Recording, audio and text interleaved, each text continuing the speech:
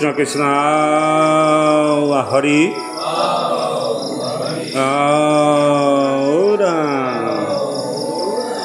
মাধৱ মাধৱ নাম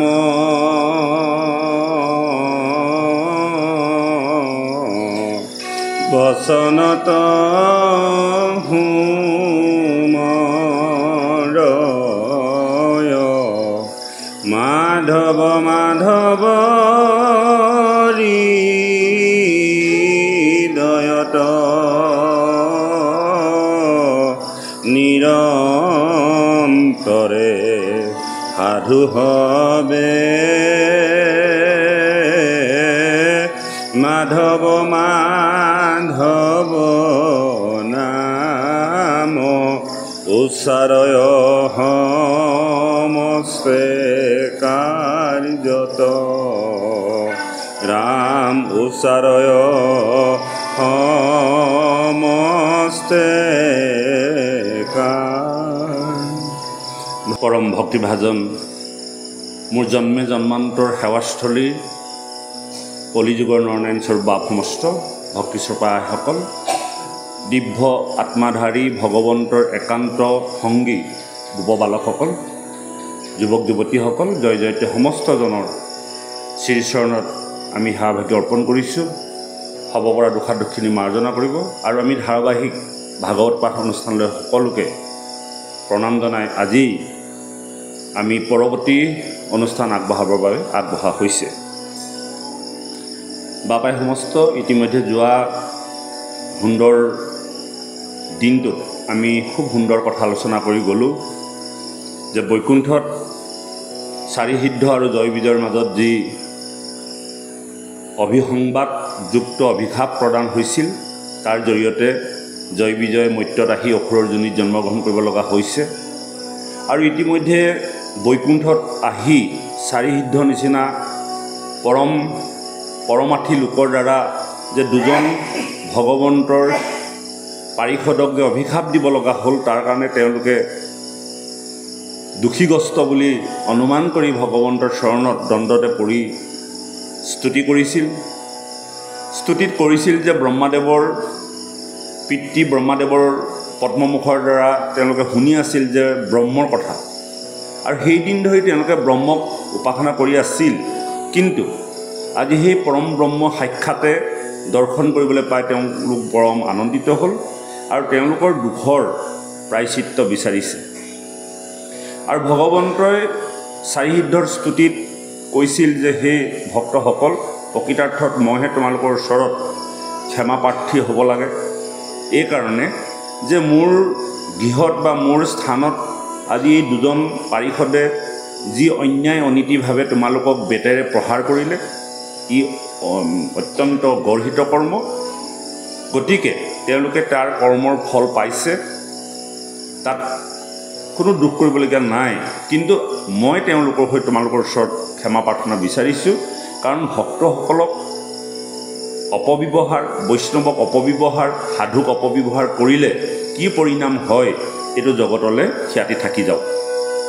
আৰু সেই জয় বিজয়কো সেই অনুপাতে অসুৰৰ যোনিত জন্মগ্ৰহণ কৰিব লগা ব্যৱস্থা হোৱাত ভগৱন্ত পুৰুষে চাৰিসিদ্ধক এটা মিনতি কৰিছিল যে যি হৈ গৈছে ভালৰ কাৰণে হৈছে, কিন্তু যে মোৰ বৈকুণ্ঠত মই পাৰিষদৰ অবিহনে ভক্তৰ অবিহনে জীয়াই থাকিব নোৱাৰোঁ, কাৰণ ভকতৰ জীৱনৰ ধন, ভকতৰ অবিহনে মোৰ অস্তিত্ব নাই। সেয়েহে অল্পকালে আহি পুনৰ যাতে বৈকুণ্ঠলৈ ঘূৰি আহিব পাৰে এইকণ কৃপা কৰিব লাগে। এনেধৰণে ভগৱন্তয়ো চাৰিসিদ্ধক সেই প্ৰাৰ্থনা জনাইছিল আৰু সকলোৱে বুজাবুজি হোৱাত জয় বিজয়ো লগে লগে আহি মৰ্ত্যত দ্বিতীয় গৰ্ভত কাশ্যপৰ ঔৰসে আহি জন্মগ্ৰহণ কৰিব লগা হ'ল আৰু চাৰিসিদ্ধয়ো সেই স্থান ভগৱন্তক দৰ্শন কৰি গুচি গ'ল আৰু ভগৱন্তয়ো অন্তেপুৰলৈ গুচি গ'ল। এতিয়া আজি আমাৰ পাঠটো আছে তাৰ পাছৰ পৰা যে সেই দুজন পাৰিষদ অভিশপ্ত হৈ মৰ্ত্যত আহি কেনেধৰণৰ লীলা কৰিলে বা কেনেধৰণৰ কৰ্ম কৰিলে তাৰ পৰাই আজি আমি পাঠটি আৰম্ভ কৰিম। 20 অধ্যায় দুলৰি। হে ৰাম ব্ৰহ্মায়ে বুলন্ত সোণা দেৱগণ আতপৰে কথা যত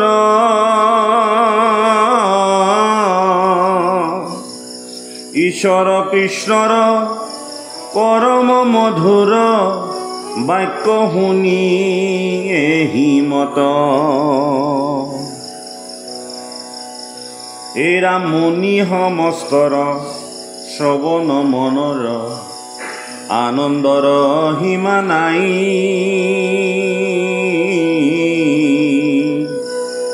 যতে কহুনয় তথাপি তাৰাৰ তৃষ্ণাবাহী মাত্ৰ যাই ভগৱন্তৰ কথা ভগৱন্তৰ অমিতময় চৰিত্ৰ নিৰ্মল চৰিত্ৰৰ কথা যিমানে শুনা যায় সিমানেই তাৰ হাবিয়াস বাঢ়ি গৈ থাকে গতিকে ভগৱন্তৰ বাণীবিলাকক আমি অমিত বুলি কোৱা যায় আচলতে অমিত বুলি ক'লে অমিত খাই থাকিলে হেঁপাহ নপলায় কিন্তু আমি বাস্তৱিকতে যিটো অমিত বুলি কওঁ আপুনি যদি ফলৰ ৰস খায় বা কোনোবা এটা অমিতো যদি খায় আমাৰ বাস্তৱিক জগতৰ অমিত আপুনি খুব বেছি এগিলাচ খাব দুগিলাচ খাব তিনিগিলাচ খাব তাৰপিছত আপুনি সেই অমিত পান কৰিব নোৱাৰে কিন্তু ভগৱন্তৰ গুণ চৰিত্ৰ যিমানেই শুনিব সিমানেই আপোনাৰ হাবিয়াস বাঢ়ি গৈ থাকিব প্ৰমাণস্বৰূপে এই মহাভাগৱত বৈকুণ্ঠৰ কল্পতৰুৰ শাস্ত্ৰভাগী আজি আমি জন্মৰ পৰাই শুনি আছোঁ এই ভাগৱতৰ বাদে বেলেগ এখন ভাগৱত নাই পুৰুষে ইতিমধ্যে এই ইহলীলা সম্বৰণ কৰি পৰলোকগামী হ'ল এই ভাগৱত গাই আৰু আজিও আমি সেই ভাগৱত গায়ে আছোঁ কিন্তু আমাৰ কোনোদিন হেঁপাহ পলোৱা নাই বোলে ইমান দিন শুনিছোঁ কিনো শুনি থাকিম এনেকুৱা নহয় বিভিন্ন ধৰণৰ ভাগৱতী আমি মাতি আনো তেওঁলোকৰ পদ্মমুখৰ দ্বাৰাও আমি ভাগৱত শ্ৰৱণ কৰোঁ সকলোৱে কথা কোৱা শৈলী সকলোৱে ভগৱন্তৰ গুণ চৰিত্ৰ গোৱাৰ নিয়ম বেলেগ বেলেগ গতিকে আমি প্ৰত্যেকজনৰ ওচৰত প্ৰত্যেক ধৰণে সোৱাদ পাওঁ আৰু সেই কথাটো আজি মুনিসকলেও কৈছে যে মুনি সমস্তৰ শ্ৰৱণ মনৰ আনন্দৰ সীমা নাই যতেক শুনয় তথাপি তাৰাৰ তৃষ্ণাবাহী মাত্ৰ যায় শুনি থাকিবৰ মন যায় আজি আমি কৈ আছোঁ কাইলৈ আমাৰ ঠাইত যদি আৰু কোনোবা এজনেও কয় তেওঁৰ মন্ত্ৰেও বা তেওঁৰ পদ্মমুখৰ পৰা শুনি আনন্দই লাগিব কাৰণ এইটোৱে হ'ল ভগৱন্তৰ নাম অমিত এইকাৰণে অমিত বুলি কোৱা হৈছে ভগৱন্তৰ চৰিত্ৰৰ বাদে বেলেগ কথা সদায় শুনি থাকিব নোৱাৰে দহুবন কাটি কৰি সময় কষ্ট কৰি আজি সেই বাপজন দুখে কষ্টই আহি নামৰ মহিমা নামৰ অমিত প্ৰাণ কৰিবলৈ এই স্থানলৈ কষ্টৰে যত্নে চলি আহিছে এয়া হ'ল ভগৱন্তৰ কৃপা হে ৰাম যদি ক্ৰোধ সৰ্পে দংশিয়া আশ্ৰয় তভুহিত বাক্য ছয় শুনি তাক সম্বাৰ আনন্দয় পাৰ উপজিল মনে ভয় পাছে মুনিগণ পৰিধিৰ মন কৰ্ণ দিয়া শুনিছয় পৰম গম্ভীৰ বাক্য মাধৱৰ কেহু অৰ্থ নপাৱয় এই কথাখিনি পাতি থকাৰ পাছত প্ৰভু ভগৱন্তৰ গুৰু গম্ভীৰ মাতেৰে সিদ্ধসকলক বাক্য প্ৰদান কৰিবলৈ ধৰিলে যিবিলাক কথা আমি বাস্তৱিক জগতত বা সেই সিদ্ধ পুৰুষসকলেও অৰ্থ বুজিব পৰা নাযায় ইমান পৰমাৰ্থিক কথা ভগৱন্তৰ পদ্মমুখৰ পৰা নিগৰিত হৈ আহিছে হে ৰাম নিন্দা অভিনন্দা নুহিবা দণ্ডকে সংকোচ প্ৰভু কৰন্ত পাছে জানিলে কণিপতি হবক শিখাৱন্ত ভগৱন্ত লুমহি হৰিয়া কৰজোৰ হুয়া বুলিবে লৈলা বচন সবাসদজন পৰিধিৰ মন হৰি বোলা ঘনে ঘনে গতিকে এনেকুৱা ধৰণৰ বাক্য বচন যেন নোমৰ গুৰি শিহৰি আহিছে এনেকুৱা সুন্দৰ সুন্দৰ ভাৱ ভাষাৰে কথাবিলাক ক'বলৈ ধৰিছে গতিকে সেই সভাসদসকল মন থিৰ কৰি কোনো অৱহেলা নকৰি যাতে হৰিনাম দিনে দিনে ঘুষি থাকিব পাৰা এই কথাখিনি আমাক আজি ক'লে ইয়াৰ পাছত আছে 21 অধ্যায় পদ নিগদতি মুনি হব শুনাল লক্ষ্মীপতি তুমি হে কেৱলে স্বামী অগতিৰ গতি এ ৰাম অখণ্ড ঐশ্বৰ্য খালী দেৱকী পাময় আমি একো স্বামী তজু নুবুজু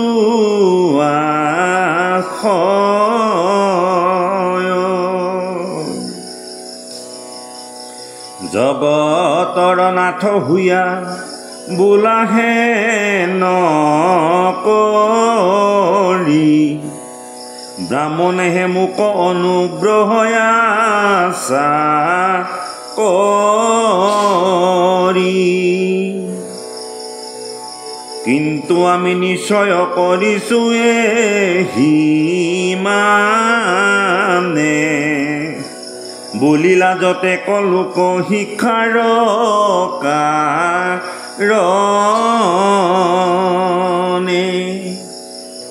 আৱে আমি কহো পৰমাৰ্থ যিটো কথা বিপৰ তুমিহে আত্মা ঈশ্বৰ সৰ্বথা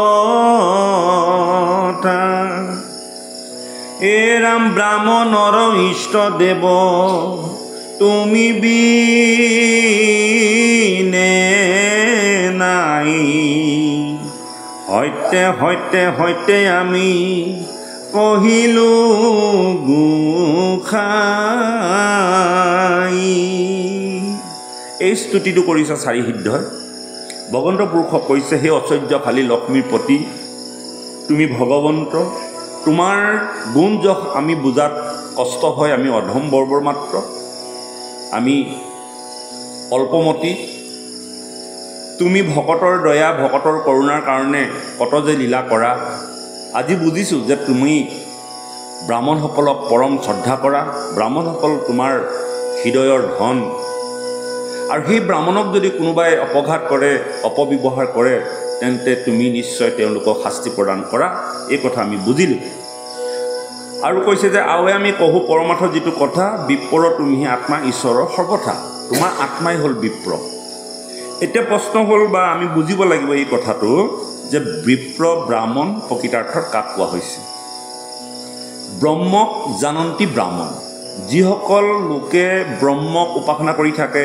ব্ৰহ্মক চিন্তা কৰি থাকে সমস্ত ভূততে বিষ্ণু বুদ্ধি কৰি ব্ৰহ্মক দয়া আৰু কৰোণা কৰে সেইসকলে ব্ৰাহ্মণ ব্ৰাহ্মণ বুলি কোনো এটা জাতি নাই কৰ্ম বিভেদ গুণ বিভাজ্য অৰ্থাৎ কৰ্ম অনুসৰি গুণ অনুসৰি আমাৰ জাতিবিলাক ভাগ কৰিলে যিসকলে বেদ পঢ়িব যিসকলে ভগৱন্তৰ ব্ৰহ্মময় চিন্তা কৰিব উপাসনা কৰিব তেওঁলোক ব্ৰাহ্মণ আৰু আমিও সেই ব্ৰাহ্মণৰ স্থানত আছোঁ গতিকে আমি উত্তৰীখন লৈছোঁ এয়া হ'ল আমাৰ ব্ৰহ্মগুণ কিন্তু আমি আজি যিভাগ উত্তৰি লৈছোঁ প্ৰকৃততে দেখাক দেখি লৈছোঁ গতিকে উত্তৰি অৰ্থ হ'ল উত্তৰণ ঘটা আমি জানো প্ৰকৃততে উত্তৰণ ঘটিব পাৰিছোঁ নাইবা কিন্তু আমি চেষ্টা কৰি আছোঁ আমি নাই পৰা বুলি ক'লে ভুল হ'ব বা আপোনালোকে নাই পৰা বুলি ক'লে ভুল হ'ব এইকাৰণে আমি অহৰহ প্ৰচেষ্টা কৰি আছোঁ হয়তো কোনোবা এদিন ব্ৰহ্ম সাক্ষাৎ হ'ব সেইকাৰণে এজন ছাত্ৰই স্কুললৈ যোৱাৰ লগে লগে এটা ইউনিফৰ্ম পিন্ধে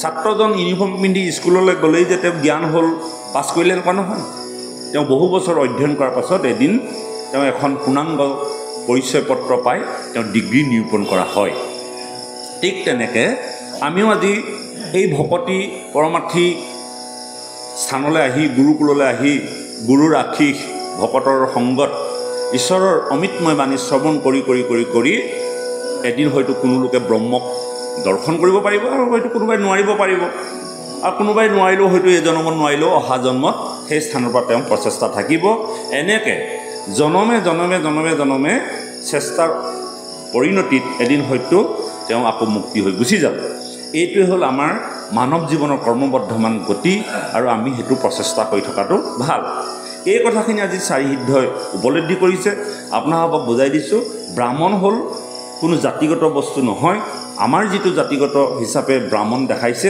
এয়া প্ৰকৃতাৰ্থত ভাগৱতে কোৱা ব্ৰাহ্মণ নহয়। হয়তো তেওঁলোকো হয়, নহয় বুলি কোৱা নাই, যদি তেওঁলোকে ব্ৰাহ্মণৰ ব্ৰহ্মত্ব ৰক্ষা কৰি আছে। বহু লোকে ব্ৰাহ্মণ হৈও ব্ৰহ্মণত ৰক্ষা কৰি আছে, কিন্তু তেওঁলোকক আপুনি নক্ষাত কৰিব নোৱাৰে।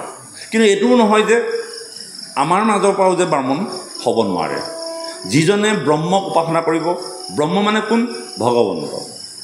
প্ৰথমে প্ৰণামো ব্ৰহ্মৰূপী সনাতন সৰ্বঅৱতাৰৰ কাৰণ নাৰায়ণ। প্ৰথমে প্ৰণামো ব্ৰহ্ম, ব্ৰহ্ম মানে ঈশ্বৰক বুজাইছে। ব্ৰহ্ম মানে জীৱ, জীৱ অংশে তুমি প্ৰৱেশিলা গাঁৱে গাঁৱে, সেয়েহে আমি তোমাক ভজো সৰ্বভাৱে। তোমাক ভজিব লগা সেইকাৰণে হ'ল, তুমি ব্ৰহ্ম হিচাপে আহি সমস্ত জীৱৰ দেহে দেহে প্ৰৱেশ কৰিলা। বোলে ব্ৰহ্ম শব্দৰ অৰ্থ হ'ল ঈশ্বৰ বুজায়, ব্ৰহ্ম শব্দৰ অৰ্থ জীৱ বুজায়।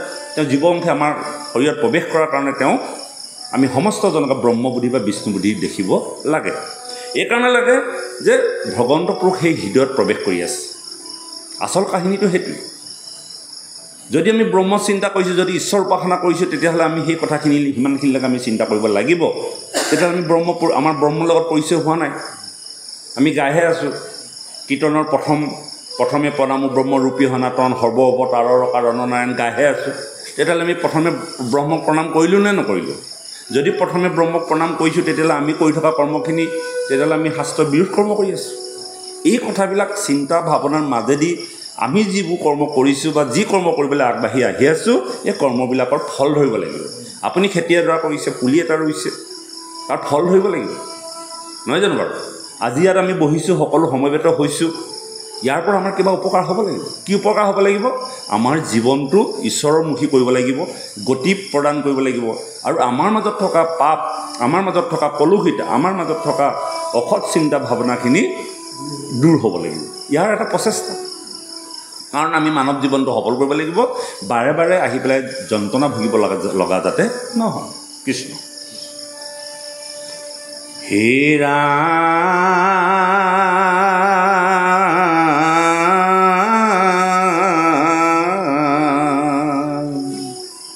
তুমি ইষ্টদেৱ এৰি যি হ'ব ব্ৰাহ্মণ, আন দেৱ দেৱী ককৰয় আৰাধন, এৰাংহি হ'ব পামৰ ভাগ্যহীন দুৰাশয়, কোটি কল্প নৰকত ভুঞ্জীবে নিকাৰ। আমি কোৱা কথা নহয়, আপোনাৰভাৱে কোৱা কথা নহয়, বা কোনোবা গুৰুসকলে কোৱা কথা নহয়। কোনে কৈছে? ব্ৰহ্মাৰ মানস পুত্ৰ পৰম পবিত্ৰ চাৰি সিদ্ধ সনক সনাতন সুনন্দ সনত কুমাৰ, এই চাৰি সিদ্ধই কৈছে, হে প্ৰভু ভগৱন্ত, তুমি ইষ্টদেৱ এৰি যি হ'ব ব্ৰাহ্মণ। তেওঁ নিজে এজন ব্ৰাহ্মণ, তেওঁ নিজে এজন ব্ৰাহ্মণ। কাক কৈছে ব্ৰাহ্মণ বুলি? ভগৱন্তক কৈছে। ব্ৰাহ্মণ অৱতাৰ হোৱা নাই জানো তেওঁ নিজে এজন ব্ৰাহ্মণ। বোলে তোমাৰ নিচিনা এজন ব্ৰাহ্মণক এৰি আন দেৱতা বা আন দেৱীক যদি আৰাধনা কৰে, তেন্তে কি কৈছে? সি হ'ব পামৰ ভাগ্যহীন দুৰাচাৰ। আপুনি মই যদি দুৰাচাৰ বুলি ক'লোহেঁতেন বা দিগদাৰ হৈ যাব, কিন্তু আজি ভাগৱতে কৈছে যে এনেহেন পৰম পবিত্ৰ ব্ৰহ্ম এৰি অন্য দেৱ দেৱতাৰ ওচৰত যদি আমি শৰণাপন্ন হওঁ, সেইজনৰ নিচিনা ভাগ্যহীন, সেইজনৰ নিচিনা দুৰাচাৰ নাই। তেওঁ কি হ'ব? তেওঁ পৰিণতি কি হ'ব? কোটি কল্প নৰকত ভুঞ্জীবে নিকাৰ। যন্ত্ৰণা, নিকাৰ মানে যন্ত্ৰণা, ভুঞ্জিব লাগিব। গাখীৰ এৰি অমিত এৰি যেতিয়া খাৱনি খাব, খাৰ খাব, তাৰ ফল আপুনি পাব, তাৰ কাৰণে যন্ত্ৰণা পাব। আপোনাৰ গাখীৰতে যেতিয়া অমিত আছে, সেই অমিত ত্যাগ কৰি যেতিয়া আপুনি খাৰ পানী খাবলৈ গৈ আছে, তেতিয়া সেই খাৰ পানীৰ পৰা আপোনাৰ কি হ'ব? নাইবা এই কথাখিনি কিন্তু আমাক কৈছে। এইখিনিতে আপোনাৰ হ'ব, মই এটা তত্ত্ব কথা কৈ যাওঁ। এই যে যেতিয়া পৰীক্ষিতক অভিশাপ দিছিল, সমস্ত ঋষিসকল আহিছিল মাত লগাবলৈ, ঋষিসকলক পৰীক্ষিতে কৈছিল যে তোমালোকে ব্ৰহ্মজ্ঞ ঋষি, তোমালোকৰ কোনোবা এজন ঋষিয়ে মোক অভিশাপ প্ৰদান কৰিছে, তোমালোকে ঋষিশাপটো উঠাই লোৱা। ঋষিসকলে কি ক'লে?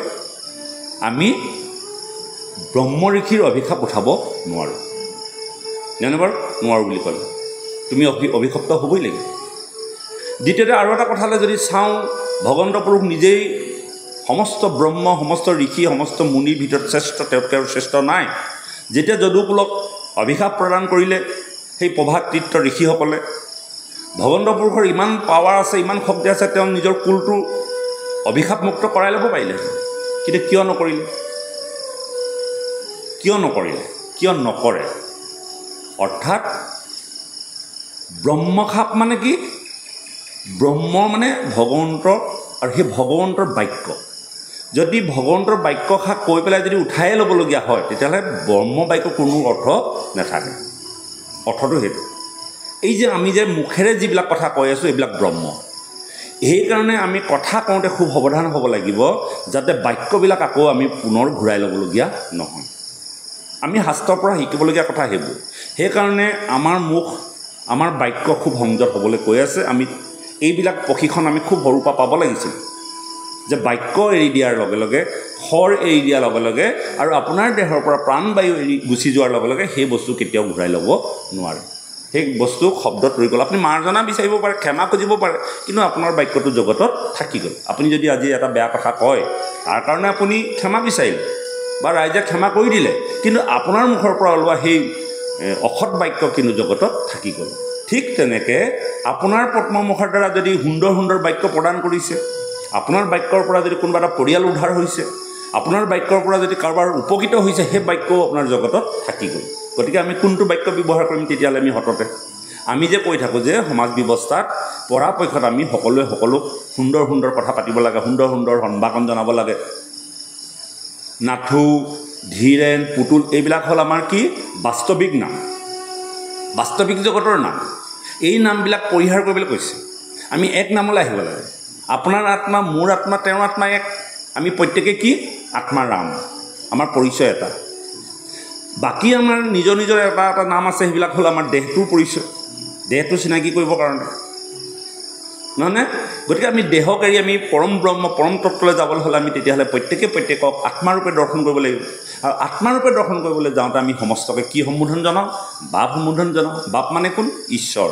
বাপ মানে কোন? গুৰু। বাপ মানে কোন? বৈষ্ণৱ। বাপ মানে কোন? সাধু। ভকতৰ বন্ধু জগতৰ বাপ, বোলা হৰি হৰি সৰুক পাপ। ভকতৰ বাপ, জগতৰ বন্ধু কোন? ভগৱন্ত। আৰু ভকতে তেওঁক কি বুলি কয়? বাপ সম্বোধন কৰে।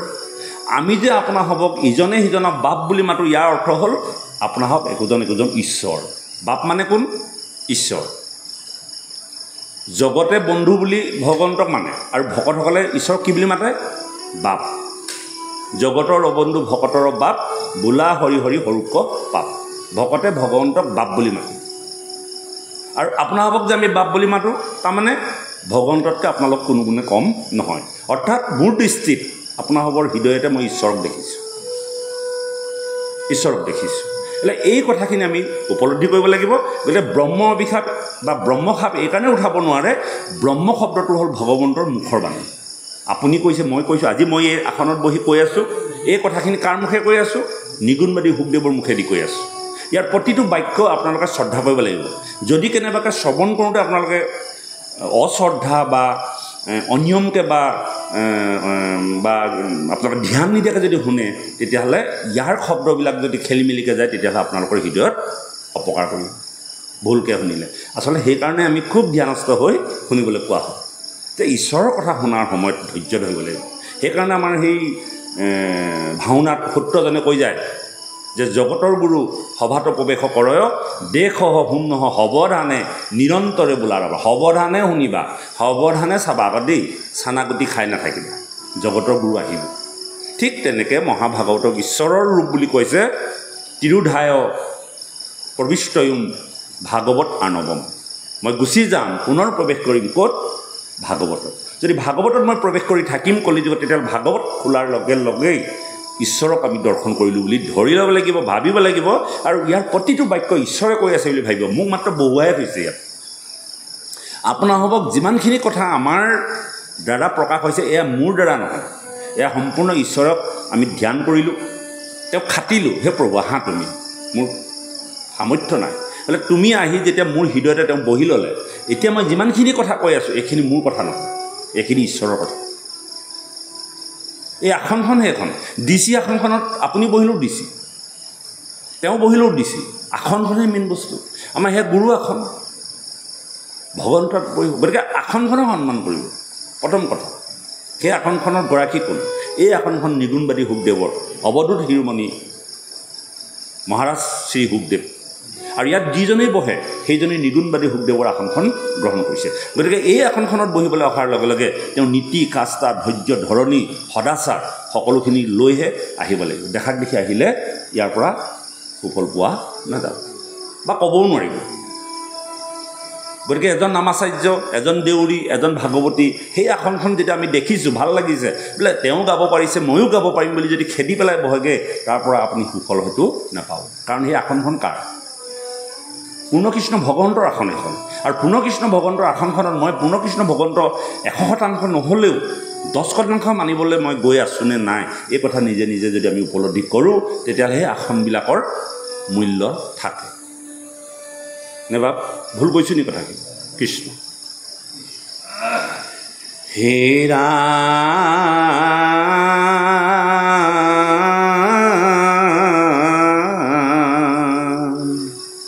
তুমি কালে কালে নানা ধৰা অৱতাৰ, সনাতন ধৰ্মক ৰাখিবা বাৰে বাৰ, তজুপাদ পদ্মক ধৰিয়া ভক্ত ছয়, অনায়াসে দুৰ্ঘোৰ পাপক নিষ্ঠৰ,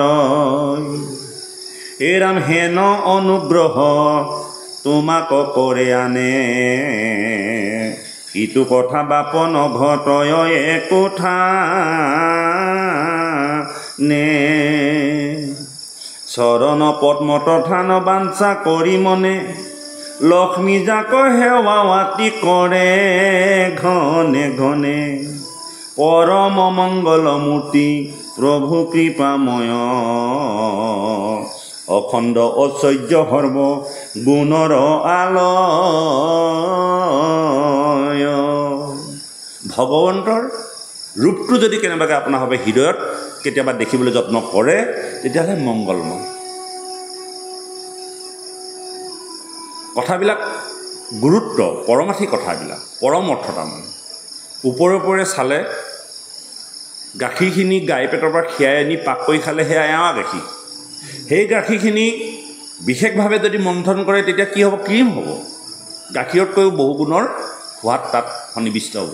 কিন্তু তাত একো দিয়া নাই মেডিচিন, মাত্ৰ মন্থন কৰা হৈছে।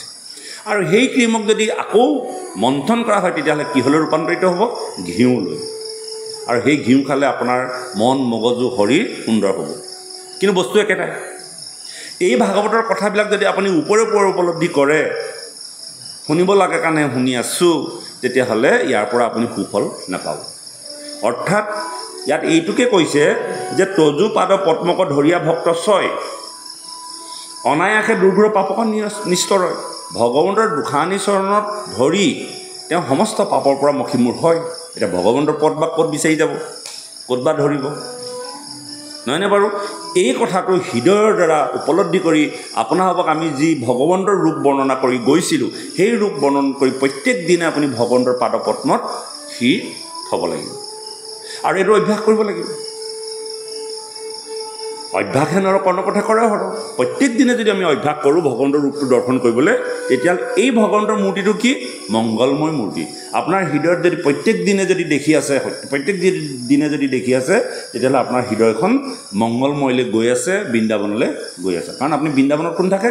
ভগৱন্তৰ পুৰুষ থাকে। তেতিয়া বৃন্দ যুগ আনন্দ, বৃন্দাবনে ঠাই আনন্দ, য'ত আনন্দ ভৰি পৰি আছে, তেতিয়াহ'লে জানিব আপোনাৰ হৃদয়খনত ভগৱন্ত পুৰুষে ঠাই পাইছে। কেলৈ ঠাই পাইছে?